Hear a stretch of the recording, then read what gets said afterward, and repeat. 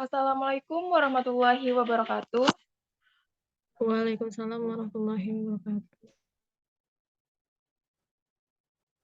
Di video ini kami akan mempresentasikan hasil laporan studi kasus pada mata kuliah Profesi Kependidikan dengan dosen pengampu Ibu Asisten Profesor Dr. Nur Izati SPD MSI dan Bapak Aang Yudo Prastowo MPD. Sebelum itu, saya akan memperkenalkan anggota dari kelompok 7. Yang pertama, Putri Sekarsari dengan NIM 20030200048. Yang kedua, ada Kofifa Intan Nur Fitriani dengan NIM 20030200056. Dan yang ketiga ada Nadia Tri Agustina dengan NIM 20030200062. Nah, untuk langkah yang pertama yaitu pemilihan kasus. Di sini penulis memilih kasus yang kedua yaitu seorang guru pria di SMA N 2 Poso, Provinsi Sulawesi Tengah, menganiaya anak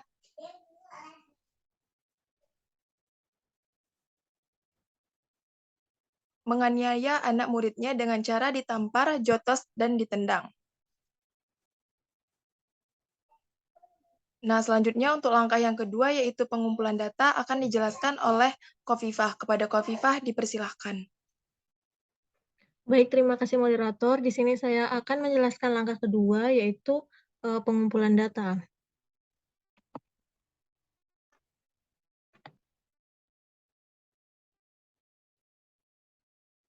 Nah, yang pertama itu adanya kekerasan yang dilakukan oleh guru terhadap siswa di bawah umur. Ini terjadi di SMA Negeri 2, Kelurahan Rono Noncuk, Kecamatan Lage, Kabupaten Poso. Lalu, yang kedua itu adanya kekerasan sebagai cara untuk mendisiplinkan siswa. Yang ketiga, yaitu pentingnya penguasaan emosi bagi guru di sekolah. Ini berkaitan dengan kompetensi kepribadian pada guru.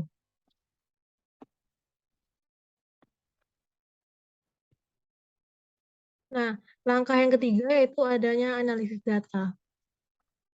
Yang pertama, identifikasi masalah. Dengan adanya berita kekerasan yang dilakukan oleh guru terhadap siswa di bawah umur terjadi di SMA Negeri 2, Kabupaten Poso, hal ini menunjukkan masih maraknya kekerasan dalam pendidikan di Indonesia dengan dalih pemberian hukuman untuk mendisiplinkan siswa. Tindakan kekerasan yang dilakukan oleh oknum guru terhadap siswa pada umumnya dipandang sebagai bentuk hukuman yang wajar. Para oknum guru beralasan bahwa guru sekarang sulit Para oknum guru beralasan bahwa siswa sekarang sulit diatur dan didisiplinkan sehingga tindakan kekerasan perlu dilakukan agar mereka jera. Dan para oknum guru menganggap bahwa siswa tidak tersakiti oleh tindakannya dan akan merasakan manfaat dari perlakuan tersebut di masa yang akan datang. Tindakan kekerasan yang terjadi di dunia pendidikan pada kenyataannya bertolak belakang dengan larangan pemberian hukuman fisik kepada peserta didik.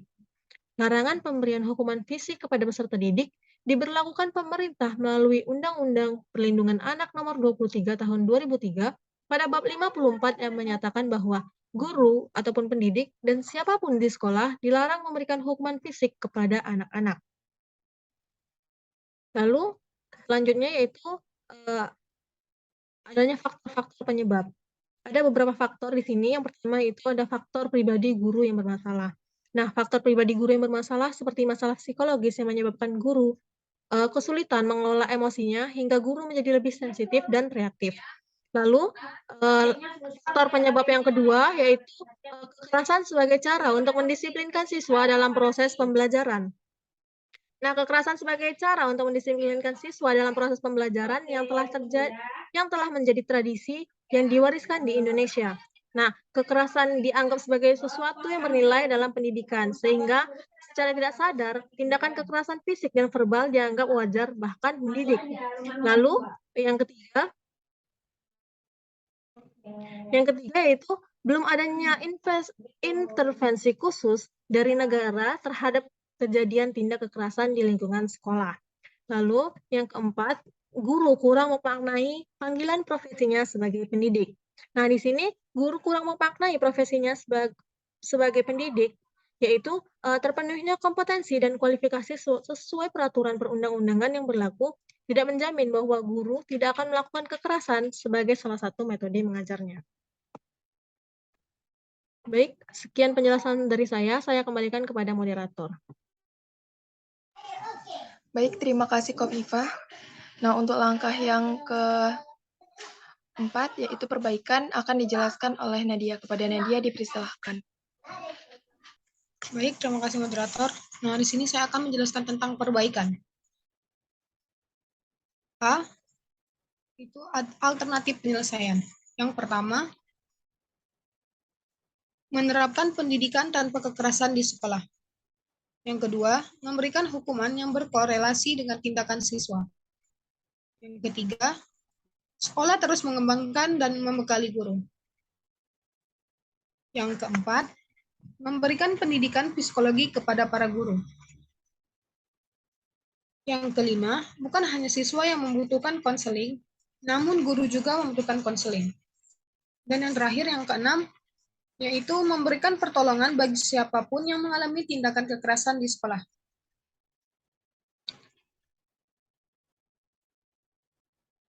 B. Perlakuan. Negara perlu menyediakan pelatihan dan bimbingan pengajaran yang berperspektif setara kepada guru dan calon guru, sehingga dalam proses belajar mengajar tidak ada superioritas yang muncul. Selain itu, pemerintah harus terus mengawasi jalannya pendidikan dengan terus mengontrol jalannya sistem pendidikan. Kemudian, harus ada jaminan keamanan yang pasti dalam setiap proses pembelajaran yang terjadi, baik di institusi pendidikan formal maupun non-formal. C. Evaluasi. Pengawas sekolah perlu mempertimbangkan untuk memberikan pengarahan berkala kepada guru atau kepala sekolah berkenaan dengan peningkatan kinerja atau pelatihan berkenaan dengan pengembangan metode mengajar yang kreatif dan tanpa kekerasan. Untuk mengoptimalkan proses belajar mengajar di kelas, selain itu, peran serta masyarakat juga tentu sangat dibutuhkan dalam rangka mencegah tindakan kekerasan dalam pendidikan, mulai dari keluarga yang merupakan lingkup terkecil dalam sebuah struktur kemasyarakatan.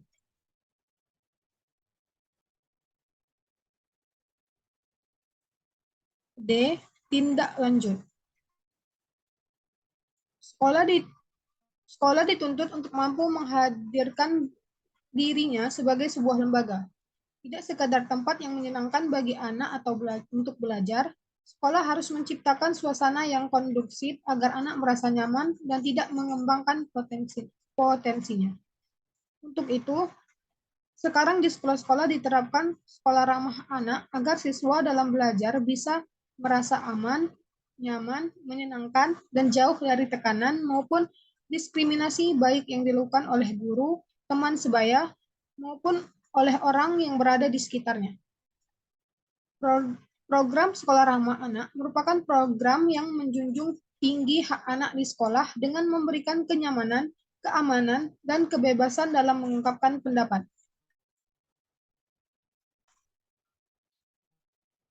Baik, saya kembalikan kepada moderator. Baik, terima kasih Nadia. Nah, itu tadi presentasi dari kelompok kami mengenai hasil laporan studi kasus yang telah kami buat. Saya tutup. Assalamualaikum warahmatullahi wabarakatuh. Waalaikumsalam warahmatullahi wabarakatuh.